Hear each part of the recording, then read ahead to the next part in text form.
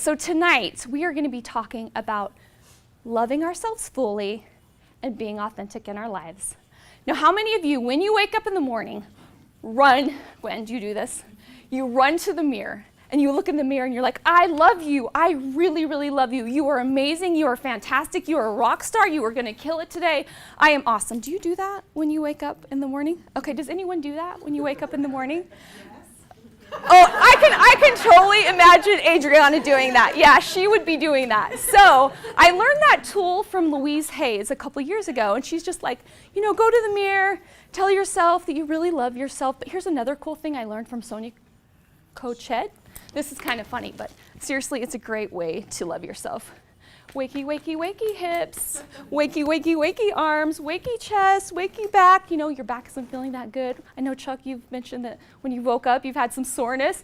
Being grateful and waking that up. Seriously, it's such a great way to love ourselves. Talk to yourselves. Love every part of you. It makes a big difference. We need to obsess about our positive characteristics as much as we obsess about our negative characteristics. So for me, and you'll learn more about my issues that I've had over the years, you're fat, you're gross, you're ugly, you're never gonna have a boyfriend, blah, blah, blah, blah, blah. But over here, can you imagine if I just obsessed about, you know what, you're an awesome sister, you're a really good aunt, you're a good daughter, right, Mom, sometimes? You are good at your job on a lot of days. You know, can you imagine if every one of us in this room tomorrow decided to obsess about our positive characteristics? Because let me tell you, I know everyone in this room, except one person, actually, I'm sorry, that would have been a lie. But I know everyone in here is so amazing, and you have a lot to obsess about how amazing you are, and I really hope that you're doing it. I coined this acronym for the word love, and the word love is letting out your voice effectively. It is so important that when you speak with love to those around you, and you speak with love to those yourself. Hey, Jace, you can come up here. So excited to have you guys here. There's some food. So we just really need to practice being nice to ourselves. And as many of you know, I used to have this radio station going on that's crap. This is gonna be a bad day, I don't love myself, I don't look good enough, I'm not smart enough. Every morning you can change the channel to a radio station that uplifts you. So when you get out of bed, Adriana, and you run to the mirror and you look in the mirror and say, I really, really love you, set the radio station to whatever station you want and turn it up all day long. Don't let that crappy radio station come into your life, all right? Okay, so everybody, talk to yourselves better, be nicer to yourselves. This one is so important. Do you value and believe in yourself? Do you know that you're enough? Do you know that you're worthy? Do you know that you're divine? Do you know that you're perfect? Do you know that there's nothing that you can do to earn God's love? Because you already have it. You don't have to be anything more than you already are. You already have it. And thankfully, there's a part of me that understands this concept. When it comes to work, I believe that I deserve everything. I'm like, whatever I ask for, I deserve, that I think I should get it. And I really think we need to be so mindful about knowing what we want, knowing what we need, and asking for that in our work life, in our profession, or in our friendships, and in our intimate relationships. Are you asking for what you need, and are your needs being met? Because they deserve to be met. 2 weeks ago, I was at a Les Brown seminar in Salt Lake City. Do you guys know Les? He's a very famous motivational speaker. And he was talking about how his career started. And he started as a DJ. And the first day he went to the office, he asked if he could get the job, and the guy said no. He went back the next day. The guy's like, what are you doing here? He's like, well, I want to be a DJ at your company. He said no. He comes a third time, he comes a fourth time, he comes a fifth time, he comes a sixth time. He eventually gets hired. You know why? Because he believed in himself. He knew he was enough. He knew he was worthy. He knew he would be great at that job. It is so important to know your worth. Another quick story. So I do celebrity relations for Children's Miracle Network hospitals, and I work with so many incredible celebrities that help us raise money for our children's hospitals. And I was recently, last year, talking to Imagine Dragons because I want Imagine Dragons to come to our Vigabit at Disney World, and they told me no. So a couple months go by, and I'm desperate. I need a celebrity to perform at this event. And so I go back to them. I'm like, are you sure it's a no? Because I really need a yes. And you know what's funny? It was still a no, but you know what is so cool? I'm talking to them in 3 weeks, And I'm going to get a yes eventually. It might not be in 3 weeks. It might not be the next year. But you know what? I believe those kids deserve to have that experience with Imagine Dragons. Like, I know they do. These kids are amazing. They're miracles. And this band is incredible. I don't know if you know their story, but they love helping kids. They have their own foundation that they formed after a kid died of cancer. So you have to believe that you're enough. When you believe that you're enough, you love yourself more. All right. Taking action in your life. So I had money right here. Does anyone know where it went? Oh, okay. Sorry. Okay, so I have a $5 bill, and I'm selling it for $1. Any takers? Anyone? Somebody who wants it? Okay, awesome. I have a $10 bill. Does anyone want it for $1? Anybody? Who's got $1? Does anyone? It's $10. Okay, so Mel has got $1. Okay, awesome. That's a pretty good deal, right? Yeah, I like money. Awesome. What just happened right now? These people took action in their lives. I asked them if they had $1. They did. What did they get? You guys all missed out on opportunity. How easy was that for you to make $9? Yeah, you just said yes. How many of us in our lives try to do things?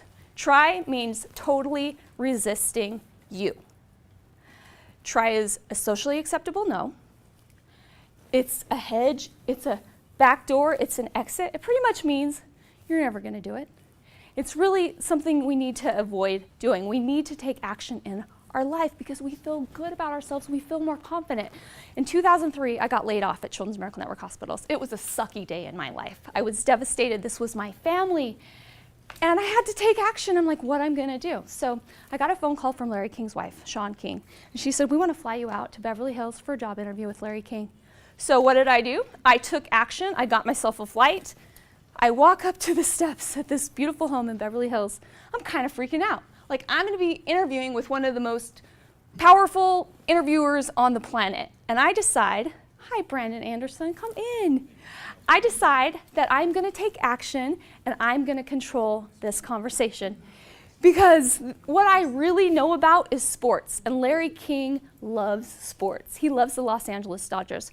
So I totally take action and I decide this is what we're going to talk about. And guess what? I got hired because I took action. Also, another time in my life, this was about a year ago, I was at the airport. And for me, I'm always looking for celebrities because every celebrity on the planet should support Children's Miracle Network hospitals. And so I see them all the time. In fact, about 3 weeks ago, I was at LAX. And I was about to approach this celebrity. I won't say his name, but he's a very famous boy band member. I pull my business card out of my pocket, and I'm about to hand it to him, and he's making fun of the person next to him with his business manager. So I put it back in my pocket. I'm like, I do not need to work with that person. That is not the type of people we're trying to work with. But we always have to be mindful that everybody's always watching you. So always be on your best behavior. Be kind. So I'm trying to remember, what was I talking about? I totally just lost my train of thought. Oh, okay. Okay, so anyway, so at Salt Lake City Airport a year ago, I run into Justin Tuck. Now, Justin Tuck, really amazing football player in the NFL. He played for the New York Giants, and he also played for the Oakland Raiders, and he actually just retired this offseason. So I asked my friend, I'm like, is that Justin Tuck? And he confirmed it was, and so I go running over to him. I'm like, Justin, you need to support Children's Miracle Network hospitals. And we had the greatest conversation. This guy has such a big heart. And within 3 months, after I reached out to his agents, I had 25 NFL players visiting our children's hospitals in 6 markets across the country. How amazing is that for those kids? This is not about me. This is about these kids and what could happen. That's what happens when you take action in your life. Is there something in your life right now that you need to take action on? I'm pretty sure we all have some things we could take action on. For me, I want to write a book. I've started 3. I haven't finished any, so I just signed up for a book writing seminar next month, and I'm super excited about it. But you know what? Do you know how long I've been talking about doing that? Because I wasn't taking action, but when you do, you feel so great. All right, this is a really good one. Forgiving yourself and forgiving others. When we hold on to a grudge with someone, we don't love ourselves very much. It's hard to love yourself when you're not loving other people. So this is what I did at the start of 2015. I decided that everyone in my life, especially those that I had a difficult relationship with, they were getting a clean slate. Period, amen. Anything that had ever happened to us in the past was completely gone. So there was no history. Like, how amazing is that? Can you imagine if everyone in your life that you're having a hard time with right now, you just erased anything that they'd ever done to you and you gave them the benefit of the doubt? If you do that, I promise you, you'll have a lot more love for yourself. I just realized when I was in high school, I was bullied a lot. And for some reason, I held on to that forever, that these girls bullied me. And it didn't hurt them any. You know, they've been living their lives. They're not worried about it. But for me, I've been holding on to it. And it's made it hard for me to love myself. So it's just so important. Forgive those around you. Please, tomorrow, if there's someone in your life, I just challenge you to please give them the benefit of the doubt. Hi, guys. There's some seats up front. All right. Honoring your calling in life. I'm so excited. This is my amazing Aunt Frida and Cousin Ben. Come up front. We are all here on earth for a very specific reason. Are you listening to your life and are you paying attention? Because your life is always speaking to you, always. Are you doing what you're supposed to be doing? For me, I feel sometimes like I'm not, because I'm not married and I don't have kids and that's what I'm supposed to be doing. But here's a really cool thing. In my church, there's this thing called a patriarchal blessing. And it's kind of like a roadmap for your life. And my blessing says that my most important mission will be as a mother on earth. So that's what I'm supposed to be doing. But it also says that I will be given stewardship over choice spirits, and that will be the greatest thing I can do on earth. You know what is so cool? These kids that I work with are my kids. They are the choice spirits. So I feel like I'm honoring my calling. I feel like I know why I'm supposed to be here, and it's to love, and it's to serve, and it's to be a mother, and also a girlfriend to these little boys. But sometimes I'm a mother to some of them. But I feel so blessed that life is speaking to me and that I'm paying attention. Are you paying attention to where life is speaking to you? Because we each have our own stage. In fact, everyone in this room should be here right now because you all have an incredible story to share. We each have our own stage. We each have our own platform. And what are you doing with yours? Are you illuminating other people's lives? Are you blessing other people's lives? It's pretty much, that's what it's all about. Now this one is really funny that I'm going to talk about patience because I don't really have any, but I'm going to talk about it anyway. So I've been dating for 26 years and sometimes I'm so frustrated. Like, are you kidding me? I have to keep dating? This sucks. Like, could I just have what I want 10 years ago? Not that I needed to get married, but you know, there's just some things that I wanted to happen a long time ago. Patience is not something you have or something you don't have. It's something that you do. When you practice patience, you have a lot more peace. You have a lot more ability to make good decisions. And Jason, when you guys are being patient with each other, how much better is your relationship? Much better. I mean, it transforms. Now, I want to tell you a funny example of when I totally lost my patience. And this is embarrassing, but I just want to illustrate what happens. Anger is a consequence of losing our patience. So 2 years ago, I'm trying to get Jennifer Lopez to be our national spokesperson. And then I've got a Hawaii golf event, and Julie is asking me where my celebrities are. And I'm freaking out because I have all this stress on my shoulders, and I don't have answers. So it was a bad day for me. So I was going to the car wash, and I pull in about the same time as another lady pulls in, and she honked at me. That's all she did. She honked at me like I was in the way, like she got there first. And that wasn't okay with me. So I literally, the guy, you know, who takes your money, I got out of my car. He's like, "What are you doing?" And I said, "She picked the wrong day to mess with me." So I go up to her car. She gets out, and I get in her face like this, and I said, "What is your problem?" And we went at it, and I thought we were going to get in a fist fight. I was so scared. Like, the fact that I got out of that without a misdemeanor, like, I can't even believe that I got out of it. But I got in my car, and I bawled like a baby because I did not recognize who that person was.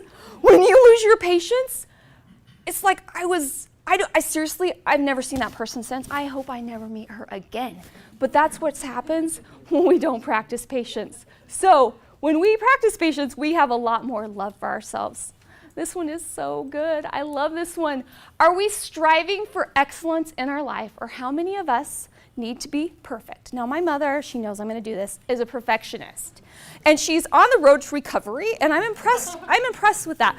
For me, I'm so mad, Mom. I got your trait, and you don't even know how I wanted to make this night perfect tonight. There's so many things that needed to be perfect and aren't, but that's okay, because I'm working on being a recovering perfectionist.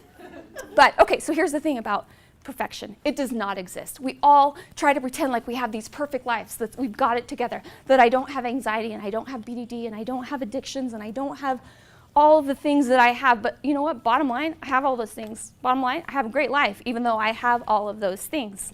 We have to strive to be excellent. And when we strive for excellence versus perfection, because perfection does not exist ever, ever, ever, ever, ever, ever. You cannot create perfection, because you know what you're doing? You're trying to get approval from other people. That's all perfection is I need to be approved by you and you and you and you. But when you strive for excellence, you know what that means? All you need is approval from yourself. And every day you get to show up, you go to bed at night, and you get to decide, you know what? I did pretty good tonight. I wasn't perfect, but did I do my best? Yeah. How good does that feel? It's amazing. And then focusing on others. I have amazing parents. Mom and Dad, stand up, because you're just so amazing. This is my dad, Tom, and my mom, Pat. And they seriously are two of the most selfless. We like each other.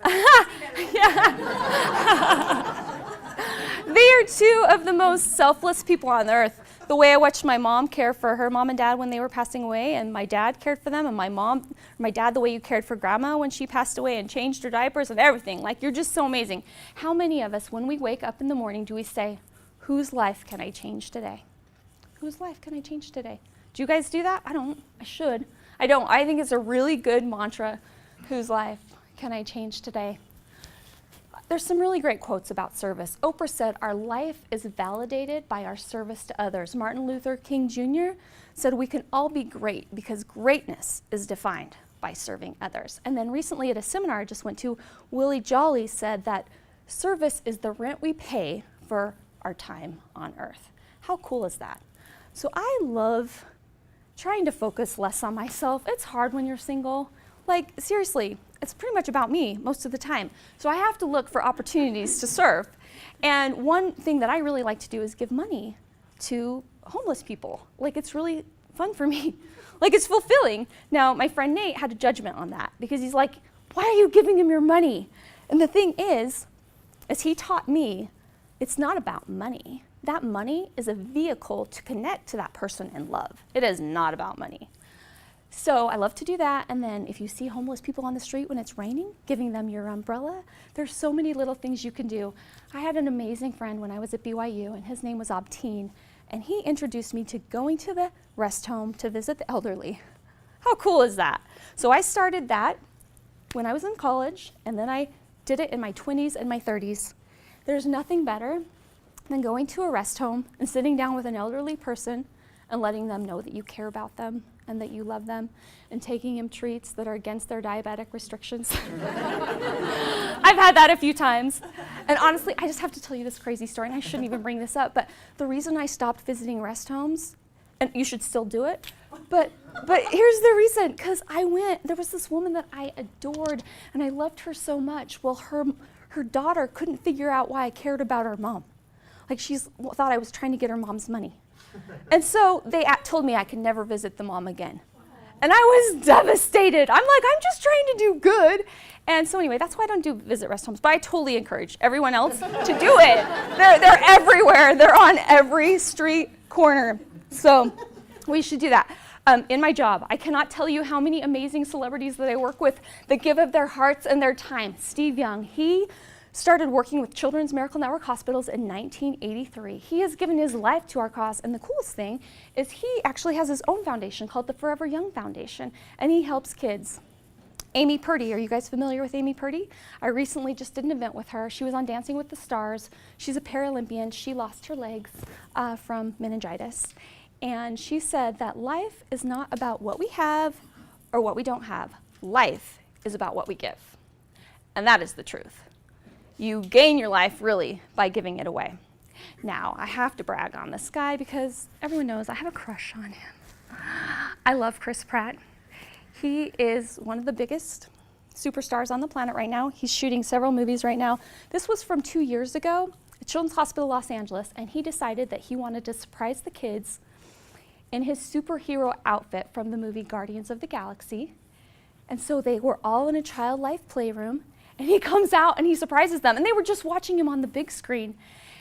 And he goes and he visits the kids, and he was only supposed to be there 2 hours because he's busy. He ends up being there 3 hours. Now, he couldn't see this little girl. Can you see the love in his heart? Like, that is who this guy is. Like, he's incredible. Now, I'm going to show you a little video clip of his visit. Now, this next kid that he's visiting, he's famous at Children's Hospital Los Angeles because he's been in the hospital his whole life. He passes 20 to 30 kidney stones a day. He is in so much pain, and he loves Legos. And so Chris was the voice in the Lego movie. So this is a little dialogue that they did with one another. There are no signs or rules. How does anybody know what's going on? You guys start over. You guys have rules. There are no rules. There is no government. Hold on. Something didn't work out, so I'm going to start over. All right, take two. All right, so Chris just sat here with him. Thanks for coming. And they just did lines back and forth. And, you know, I'm actually remembering another hospital that I did with Chris a couple months ago. And it was in New Orleans, and this little girl was 17 years old, and she was terminal. And Chris told everybody to leave the room, and he just sat down with the family, talked to them for 30 minutes. It was so incredible. He's really the greatest guy ever. Now, I watch so many parents take care of their children day and night, and it never ends. And so this is going to make my sister mad. But this is my amazing sister, Kristen Bringhurst. And I don't want to cry, but I might. Okay, so my sister has 4 children. Taylor's getting married on June 3rd. She's here tonight. This is Davis, Logan, and Adam. Davis was born with tuberous sclerosis, which means he has tumors all throughout his body. And when he was 5, he had brain surgery at Primary Children's Medical Center. He has no language. He's not potty trained.